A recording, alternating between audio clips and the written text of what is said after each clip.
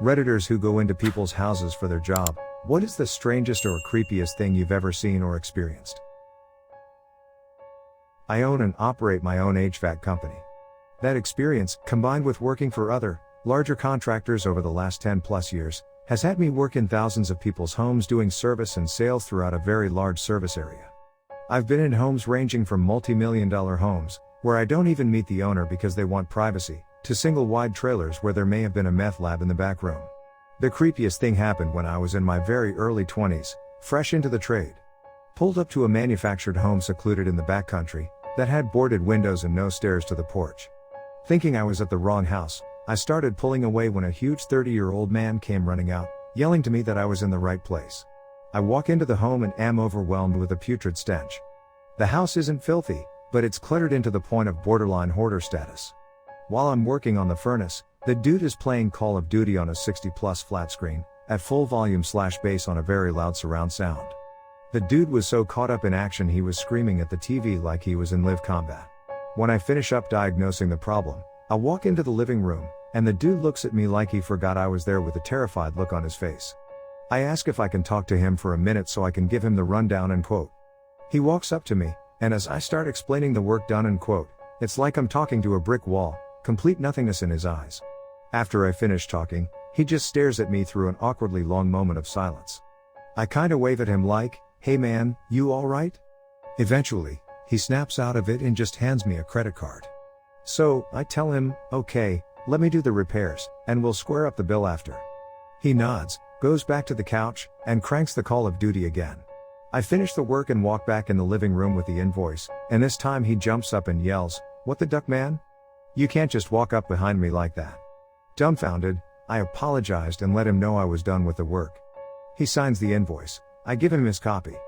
He then apologizes for blowing up, and goes into the typical human mode, telling me about how he's a Middle Eastern war vet with PTSD, and sometimes can be a bit edgy/jumpy. He goes on to tell me that he lives out there alone with very minimal human contact, and that I'm the first person he's seen in a long time. He then starts telling me more about himself, and how his injuries sustained in the service keeps him confined to the house. I can tell he's enjoying the human contact at this point, so I hang around and bullshit with him for a bit. After a little while, he pulls out a bag of weed and mentions that he uses medical cannabis for relief. He asks me if I want to smoke one with him, and I politely decline because I'm at work, need to drive, etc. He gets kind of offended, but I thank him and let him know I need to get going. He asks if I can just hang out for a minute longer, and feeling sympathetic, I oblige. Now, this is where things get really weird. The dude smokes down a couple bowls while holding a relatively normal conversation, then out of nowhere, he starts going on about how his wife, family, and friends have basically abandoned him and how much he resents all of them for it. Feeling legitimately bad for the dude, I continue to talk with him for a bit and try to steer the convo away from such a dark place. Now the dude is super baked, and out of nowhere, I see that lifeless look in his eyes again. He stops talking and starts just staring at me again. Feeling a bit alarmed, I let him know I'd really better get going, when all of a sudden he says something along the lines of, I see things, man. I reply, oh, what you mean? He says, beings, man. Figures. They're constantly watching me and make my life a living hell. Not knowing what to say, I just kind of reply something like, oh. Damn, that's fucked up, do you see a professional about this kind of thing? He says something along the lines of I tried, they tell me that I'm the problem when I know it's not me, it's them, the beings. They're everywhere. They're all around us, right now as we speak. I tell him no, brother, it's just you and me here right now. It's all good. He says, what, you can't see them? And I tell him no, we're good man, it's just us. He starts getting a fiery look in his eye and says, you're just like the rest of them, telling me I'm the crazy one. You all try to put me on this medication rather than just listen to me. Starting to feel spooked, I just tell him the kind of stuff like, hey, I'm on your side my dude, and they're just trying to help you. I think you should trust your doctors, etc. So, I start to move toward the door and let him know I'm going to head out and that I hope he finds relief. He jumps up and goes off on me about how I'm just like the rest of them, and I'm just going to leave him up there, all alone to die. Feeling a combination of threatened and bad for the dude, not knowing what to do, I just try to comfort him some more and de-escalate, as I can see he's still got that crazy look in his eye.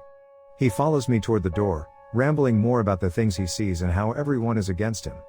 I notice a small arsenal of guns right next to the door and start to go into panic mode like this dude might do something crazy. He then follows me outside, so I turn around and try to shake his hand and part ways. He starts walking to my side like he's going to try to get behind me, so I'm like, "What are you doing, dude?" While he's still rambling nonsense. So, I beeline for my truck to get the hell out of there. He followed me at a fast walking pace, still rambling as he stares me down as I got into my truck and reversed away as quickly as possible. As I drive away, I still see him standing there looking like a crazy man. This happened probably 8 years ago, so I'm a bit blurry on some of the details, but it was probably one of the more unsettling experiences I've had. There was only a short period of time. While talking to him, I felt like we were actually communicating on an average level, and after he got super stoned, he just lost it. Not only was it unsettling, but it was sad. I still feel legitimately bad for this dude and hope he was able to find relief and happiness. I notified my office staff of what happened and that they may want to notify the proper authorities for a welfare check, and to my knowledge, they did. However, I'm not sure if anything ever came of it. One thing is for sure, and that's anyone with a combination of severe PTSD, depression, and likely schizophrenia definitely shouldn't smoke cannabis. I'm a regular cannabis enthusiast myself and am damn glad I didn't smoke with that dude. I really wouldn't have been able to handle that situation if I'd been stoned out of my mind. So yeah, that story ended up being a bit longer than I'd expected.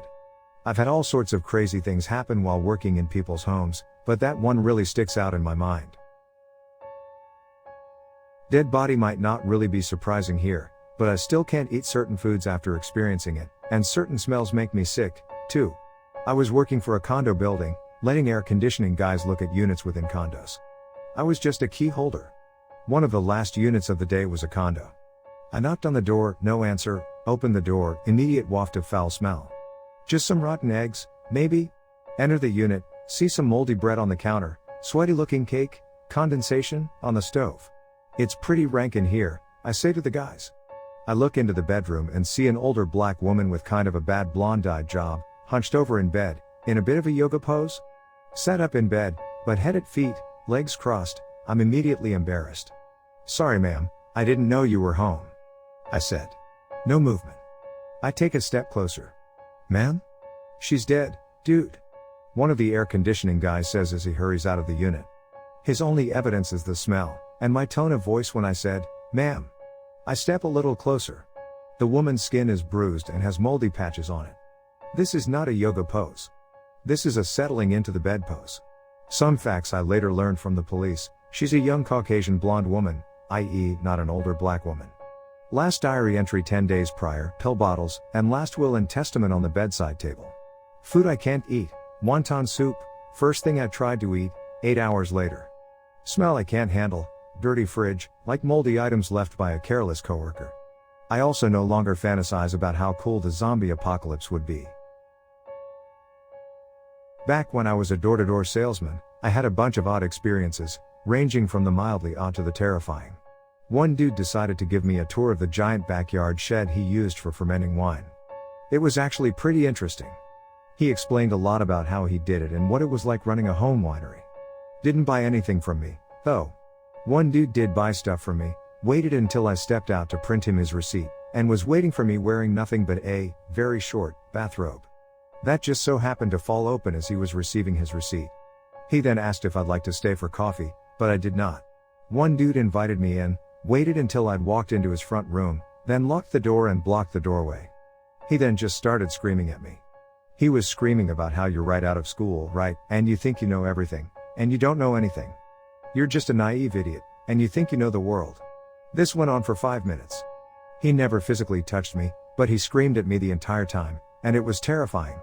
Eventually, he let me leave by saying, "God, just leave," and I bolted out of there like a bat out of hell.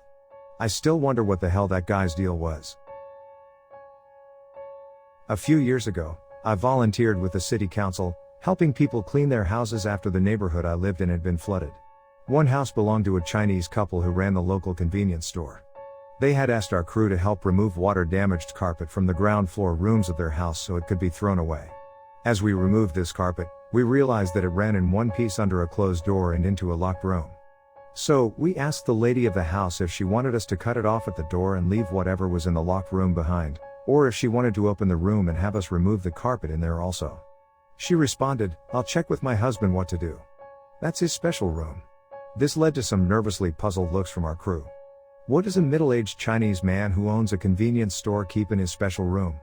Eventually, the wife came back with a set of keys and told us that we could remove the carpet in the room, and she unlocked the door. We all crowded around as the door opened to reveal a room with carpet up the walls, a mirror ball on the ceiling, a stage at one end with a PA standard sound system, a projector, and in the corner just about the fanciest karaoke machine I'd ever seen. Special room indeed. I used to install Dish Network for a living.